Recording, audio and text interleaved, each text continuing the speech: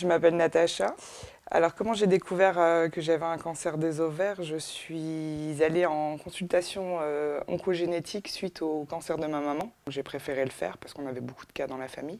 J'avais des douleurs depuis plusieurs mois et un jour je suis revenue en urgence. J'avais un kyste à l'ovaire gauche, un kyste à l'ovaire droit et on parlait de 10-12 cm.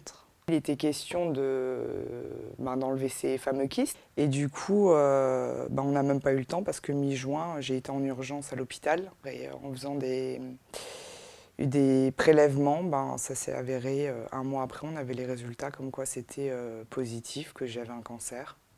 Pour moi, j'avais pas de cancer. Et limite, à partir du moment où on m'a dit on va vous enlever ces fameux kystes, je me sentais déjà soulagée. Et en fait, on entend, mais on a tendance à occulter. Enfin, pour ma part, j'ai eu tendance à occulter tout de suite. Et c'est quand je suis sortie de l'hôpital que là, j'ai pensé à mon fils et je me suis dit, ça fait 1 an que je le prépare à une éventuelle perte de sa mamie. Et là, il va falloir que je lui annonce que j'ai exactement la même chose, mais qu'il ne faut surtout pas s'inquiéter.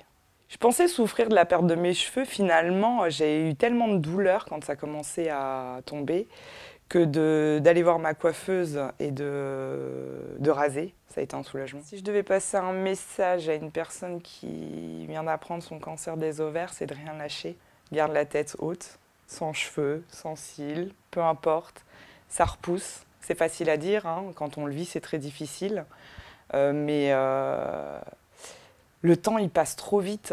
Donc si en plus on doit perdre du temps à se plaindre sur notre propre sort, on baisse trop vite les bras, ça va pas. C'est pas évident, ça va pas être facile, mais alors on ressort 2 fois plus fier.